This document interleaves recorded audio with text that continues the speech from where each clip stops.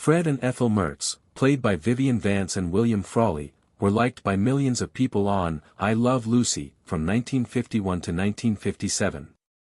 Behind the scenes, Vance hated Frawley even though they got along on TV. Their friendship turned into one of the most famous fights in Hollywood. Hollywood tried to hide the truth about what happened behind the scenes for many years. You'll understand why Vivian could never forget Frawley once you know what he did. Please do not skip ahead as we are about to go into a lot more depth than normal drama.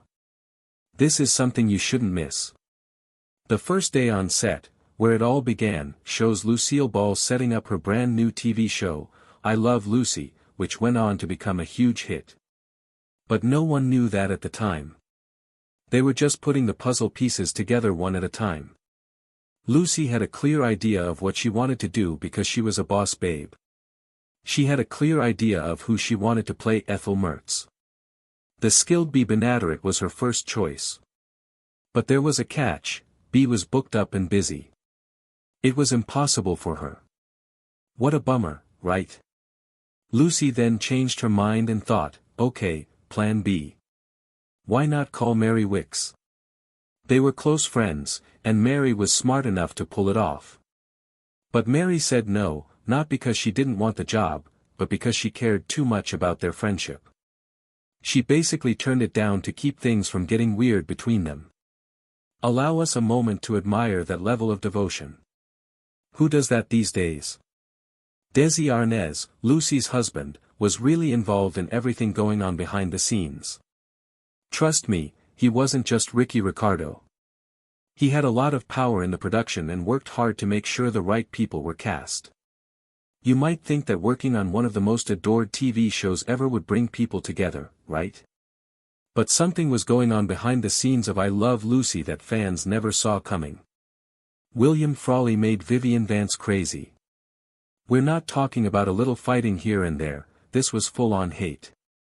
The real question, though, is why?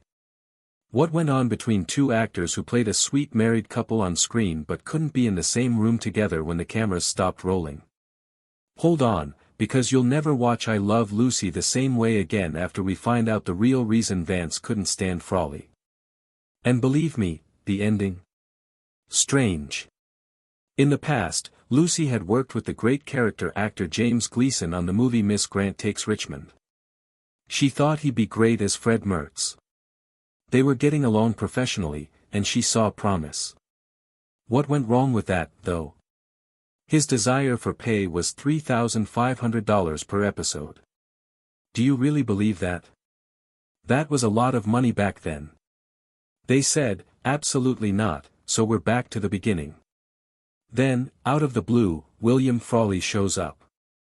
He is 64 years old, a vaudeville star, and has been in almost 100 movies.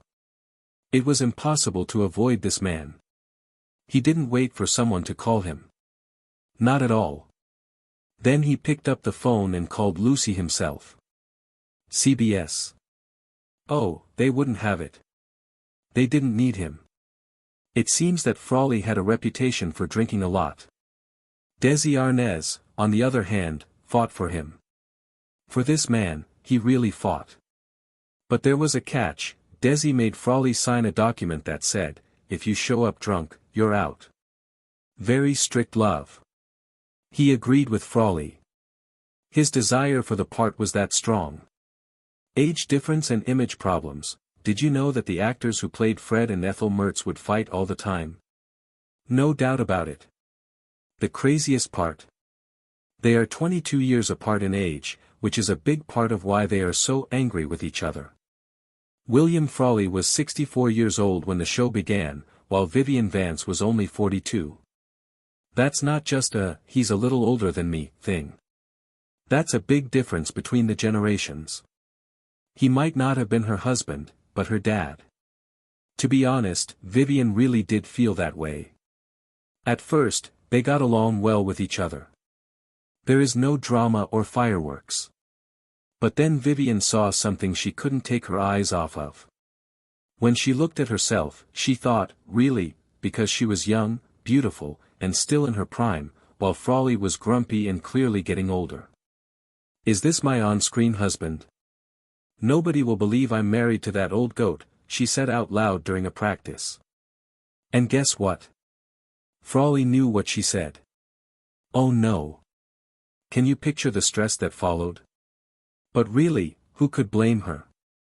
She was a good actor in her early 40s and just getting into her stride, but she had to be paired with a guy who looks more like an uncle in retirement than a life partner.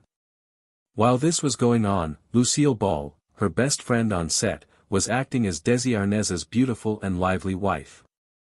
The difference was very clear. The makers of the show didn't help her out either. They did everything they could to make her look worse: uglier clothes, worse makeup, nothing that would make her look good at all. They were successful in making Ethel look plain next to Lucy. But by doing that, they slowly hurt Vivian's confidence and, to be honest, possibly her sanity as well. Don't forget that Vivian and Lucy were pretty close in age in real life. You, on the other hand, have to be the frumpy sidekick in a boring, unbelievable marriage with a guy old enough to collect Social Security, while your friend gets to be the pretty wife in fun stories. It must have seemed unfair to Vivian. It's not just about vanity, it's also about your pride, your career, and the parts you keep getting. That is not only annoying, it breaks my heart. Who is the audience? They did notice, too. Some people even said that Fred and Ethel's marriage looked completely fake, like a miserable, sexless relationship. And Vivian? That's how she felt. It was like eating a mouthful of sour lemon juice every time she had to film a scene where she had to show interest in Frawley. She would not even consider kissing him. She learned how to do the air kiss, those ones that look pretty real on camera but don't involve any real lip contact. In the episode Equal Rights, they're supposed to kiss in a jail cell. Pay close attention. Not even a peck. There is only strange, cold body language and an eye roll that says, "I can't believe I have to do this again." Also, let's talk about Frawley for a moment. He wasn't just going to let this go, nope. He was spoiled. He would go out of his way to make sure that the writers made fun of Ethel's looks, like calling her body a sack full of doorknobs. Sounds mean, doesn't it? The interesting thing is that it worked. Do you feel that sharp stress between them? It gave the show more laughs. They were arguing with real things, so it felt real. That wasn't acting, it was just hatred dressed up in a story. The people who were there loved it. But deep down, you hate that kind of negativity. For Vivian, it wasn't just the jokes or the silly costumes, it was being stuck with a role and relationship that made her feel very uncomfortable. No matter how far she went in her career, she could never get away from the shadow of this older man's annoying wife, Ethel Mertz. She could not get rid of that role, it was like gum stuck to the bottom of her shoe. She didn't just remember the laughs and the success from I Love Lucy, she also remembered the things she had to give up in order to keep the part going. And get this, when CBS suggested a Mertz's spin-off, they said yes. Important. Wonderful chance. There's cash on hand. They offered a bonus of $50,000 just to get it done. Vivian replied, no. Not going to happen. Not for money or love. She couldn't spend more time with Frawley without Lucy and Desi there to keep her safe. It would be awful to turn down that much money because you don't want to work with that person again. That tells you everything. That's why it's true when people say their on-screen relationship was famous. It cost something, though. Behind all the laughs and show magic, Vivian lived with a very real, very raw pain every day. That 22-year age difference. Not only was it about the numbers, but also about missed chances, low self-esteem, and a heavy workload at work that didn't go away when the cameras stopped shooting. Isn't it crazy how sometimes the best TV comes from real-life pain? It makes you wonder what other popular shows are hidden, doesn't it? We all loved seeing Fred and Ethel Mertz fight on I Love Lucy like they were married for a long time. But what if I told you that the stress wasn't just in their faces? Vivian Vance didn't just dislike William Frawley, though. She hated him. No one really knew why for years. Fans guessed. It was a big deal. But what's the truth? It was buried for a long time, until now. What did it mean? Was Frawley really that bad? Did Vance do too much? Or did this fight have more to it than just a bad working relationship? Don't think it's just a silly old Hollywood fight.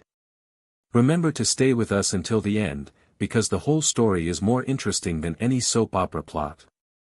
From cold shoulders to open insults, at first, there was just a quiet, awkward vibe. But then it turned into one of the most famous feuds in the history of classic TV. And to be honest, things quickly turned bad. On the set of I Love Lucy, one of the most popular sitcoms of all time, you and your co-star are not getting along or having fun making people laugh. Instead, you're side-eyeing each other between takes, jabbing each other passive-aggressively, and counting down the minutes until the day is over so you don't have to deal with them anymore. It was the same for Vivian and William, who played Fred and Ethel Mertz, a pair who fought all the time. And while their fights on screen made people laugh, what happened behind the scenes? Oh honey, it was complete chaos wrapped in old-fashioned anger. At one point, Vivian Vance, who played Ethel, said something that she probably thought was innocent but was still suspicious. She didn't like being paired romantically with that old man. William Frawley, who played Fred, didn't think that was funny at all. The man was mad. After that, there was war. Greg Oppenheimer talked about how his dad was the show's main writer and director and how Frawley took it personally. He said that was all it took to turn things around. But wait, things get worse. Frawley was not the type to be quiet and keep to themselves. Not at all. In Hollywood, he was known for being rough, rude, and just plain mean, especially to women. Claire Kupferberg, who helped write Meet the Mertzes, said he was known for being a woman hater. And the fact that they drink too much and have a rage that could melt steel. It's really not a surprise that he and Vivian didn't get along. At one point, he even used very bad words to talk about her. In a job interview, someone used the C word, and it wasn't funny. That's right, their fight was Hollywood's worst-kept secret. Everyone knew. Everyone who spent even 5 minutes on set could hear it. It wasn't just rumors. Even though they were being rude, they somehow managed to keep a strangely professional attitude.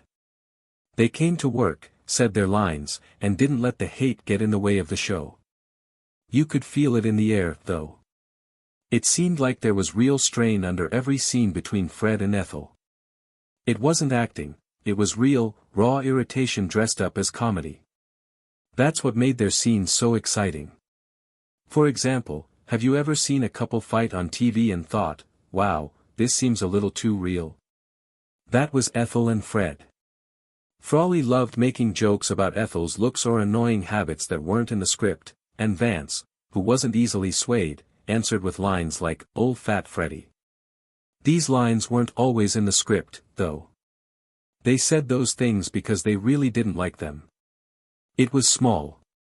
It was about them. It worked on the screen, though. What's really strange? Some people who study the history of TV think that this deep, almost funny anger might have made the show even better. Their non-stop fighting felt so real because, well, it was. Their characters' lack of love wasn't just because TV in the 1950s was so serious, it was because they couldn't stand being in the same room.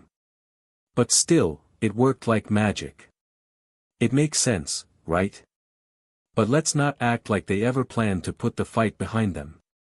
Once I Love Lucy was over, CBS tried to make Fred and Ethel their own show. The funny part is that William Frawley said, "Sure, let's do it," probably because he was thinking about the money. But Vivian? Oh no, sister, turn that off right away. She made it clear that she would never work with him again. That was the end of it. Vance said, absolutely not, so there was no meeting and no fake smiles for the cameras. And who could blame her? In other words, this wasn't your average TV fight where people just didn't get along. People were really angry with each other for years, through 6 seasons, and people still talk about it today. This is the kind of fight that leaves scars on Hollywood history. It is somewhat strange when you think about it, doesn't it? The couple who made everyone laugh every week and whose relationship made I Love Lucy a classic couldn't even share a bathroom without making each other laugh. Still, they stuck with it and did the work, and even though things were tough and angry at times, they gave us some of the most famous TV moments ever. It's funny how the worst relationships at work can sometimes lead to the best art. I mean, how does that happen? Maybe that's just how show business works. Love and hate are mixed up, and even the worst pairings make the screen brighter. The spin-off that never happened, it's 1957, and I Love Lucy is coming to an end. The show changed everything about TV. It wasn't just a show, it was the show. It was sad, funny, crazy, and just dramatic enough to keep people interested. Most people watched for Lucy's antics and Ricky's charm, but Fred and Ethel Mertz were really interesting. Do you get what I mean? That cranky old owner and his sassy wife were both funny in their own right.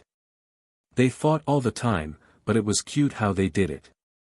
Think about how excited everyone was when CBS and Desilu Studios came up with the brilliant idea, what if Fred and Ethel had their own show? Really, can you picture it? This wasn't just a thought that came to mind during lunch. No, this was a real plan with full support. CBS, one of the biggest networks, and Desilu, the huge production company run by Lucille Ball and Desi Arnaz, were both behind it. One came up to William Frawley and Vivian Vance and said, "Hey guys, how about we give Fred and Ethel the spotlight for once?" The pitch was clear, honest, and, to be honest, kind of brilliant.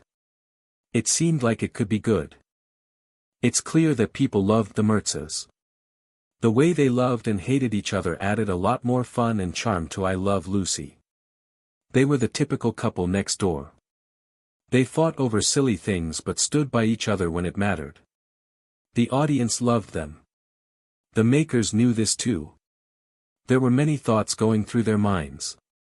Fred and Ethel might move to Los Angeles or Albuquerque and get into new trouble. They might run into old friends like Carolyn and Charlie Appleby, or they might get new neighbors to argue with. There were a lot of options. The actor who played Fred was all for it. He saw the chance for what it was, a second chance at steady, long-term work in a business that didn't always treat older actors well. In other words, the man was smart. He was in his 70s and had been in theater and movies before.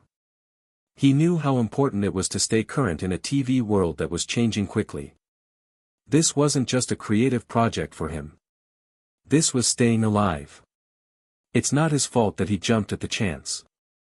But this is where it all falls apart, and boy is it messy.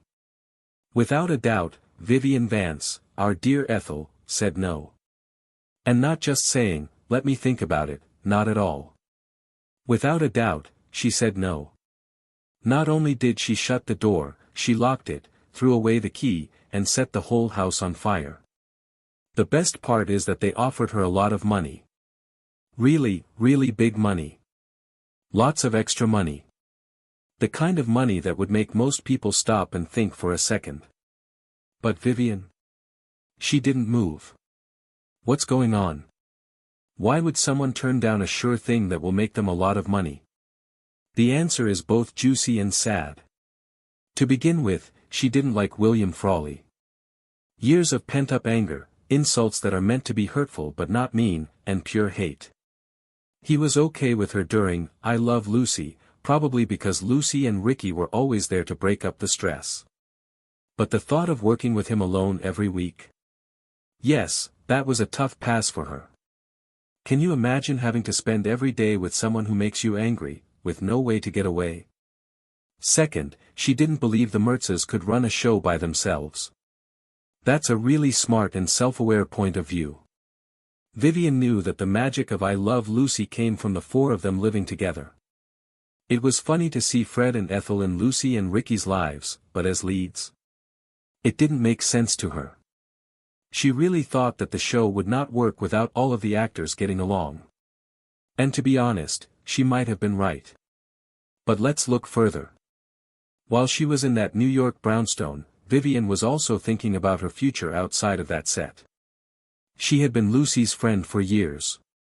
She was funny, but she was always second choice. Always the funny part. Always the other woman when it comes to getting attention. This is what playwright Kim Powers said she started to think, is this all I'll ever be? Just the helper.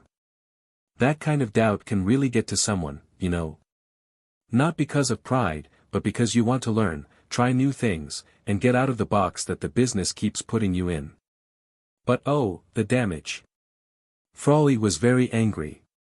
Not just angry, but really mad. It wasn't just Vivian turning down a show from his point of view. It was her turning down his chance to get ahead financially. His chance to be important. He might even get the chance to retire well. And since he didn't like her before, this rejection made things even worse. Their relationship, which wasn't stable to begin with, pretty much went down the drain. It was almost like you could hear the doors slam between them. The most sad part? It could have been TV history. Some historians even compared them to the Ropers of the 50s, which is a reference to the landlord couple from Three's Company who had their own famous spin-off show. That was possible for both Fred and Ethel. That chance never came true, though, because of this long-running fight. In other words, this wasn't just a missed chance. Because two people couldn't stand each other, it was one of the most famous, what could have been, moments in TV history. It makes you think, doesn't it? What number of great things never took place because the people involved couldn't get past their own problems? Isn't that crazy? We will never know what a Fred and Ethel show would have been like. It might have flopped. Or, just maybe, it could have been another great. What we do know is that real-life strain was bubbling below the surface of the laughter and black-and-white sitcom smiles. This tension quietly changed the course of TV history. William Frawley and Vivian Vance were angsty with each other. We're not talking about a little stress, this was full-on anger that went on for years. But when Frawley died, everyone thought Vance would say something nice, or at least polite. What did she say instead? Everyone was shocked. Hold on, because at the end of this movie, you'll hear the harsh response that spoke for itself in Hollywood. The way Vance reacted to the death of William Frawley died on March 3, 1966. You might think that would be the end of an old actor's life, right? No, though. A famous person from Hollywood died, but it also quietly ended one of the worst feuds in TV history, one that had been going on for a long time and had no chance of ending. Who was the other person in this famous fight? Vivian Vance, who played Ethel to his Fred on I Love Lucy. Really, can you picture spending more than 10 years acting nice on TV with someone you hated in real life? That's how they interacted for 15 years, they smiled through clenched teeth while privately wishing they were from different planets. What did Vivian Vance do when Frawley's heart stopped beating at age 79? Oh, no. Hold on tight. This is what happened. Someone told Vivian that Frawley had died while she was enjoying a nice meal at a diner. You might have thought they would only nod or say something like, "Oh dear," in a nice way. But they didn't. Can you believe that Miss Vance didn't even pause? She clinked her glass and yelled, "Champagne for everyone." What the heck? That wasn't just a response, it was a mic drop. That was decades worth of anger being let out faster than a champagne bottle could open. Keep in mind that this wasn't just a casual comment said in private. It was loud. It was open to everyone. People in Hollywood started talking about it all the time almost overnight. Anyone who thinks she's cold or uncaring should think about where that thought came from first. It wasn't just one bad day on set or some mean comments. No, it was years of having to deal with Frawley's drinking, his bad mood, and his sharp tongue, which made working with him tiring. She put up with his slurred insults, his unreliable behavior, and the fact that he had no social graces at all. People say that time heals all scars. Okay, well. Not this time. It's not for Vivian. In fact, the longer their characters kept them together, the worse the wound got. What's even stranger is that the show hadn't been on for almost 10 years when he died. 10 years. You might have thought that some of the pain would have gone away.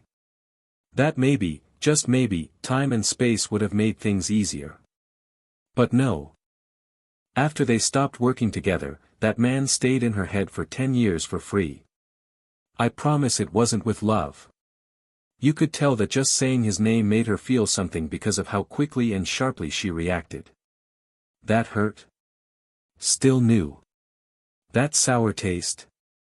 Still slowly cooking below the surface, ready to boil over, which it did. Also, let's not forget that they looked great together. People all over America loved their landlords, Fred and Ethel Mertz. People loved the way they fought but were still friendly. People who saw them thought their fights on TV were funny. But what happens behind the scenes?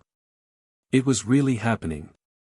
That tension wasn't fake, it was two people barely putting up with each other while hiding it behind great comedic timing. That seems pretty crazy to think about. Not being able to even look each other in the eye when they weren't on TV. It makes you think, how badly does someone have to bother you every day for their death to make you want to celebrate? And what kind of person stays so angry for so long?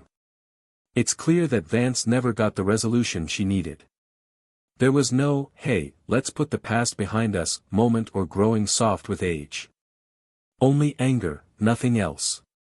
In reality, her famous champagne speech wasn't just a small insult, it was the last word in a fight she didn't want to have but had to. For example, picture being tied down at work to someone who makes you miserable every day for 15 years. That's not just stress from work. That's war on the emotions. What's worse than that? They never got along again. There was not even a hint of it. Really sad things come to mind when you think about that. Two people who were so important to the history of TV and who made a lot of people laugh and feel good were secretly very unhappy. People only saw the magic at the end, they never saw the storm going on behind the scenes. But that off-the-cuff line about champagne for everyone really showed what was going on. It wasn't just a joke. There were 5 words that let out a lifetime of anger. So, William Frawley's death may have been quiet, but what happened after? Not really. Without a doubt, Vivian Vance's answer made it clear to everyone that she was done holding on to that anger. She put it down, popped the cork, and let it go the only way she knew how. And to be honest, it was the most honest farewell that Hollywood had ever seen. This is the end of the movie. Thanks for seeing. Please like, share, and subscribe if you liked this video so you can see more. Click on the movie that comes up next to read more exciting stories.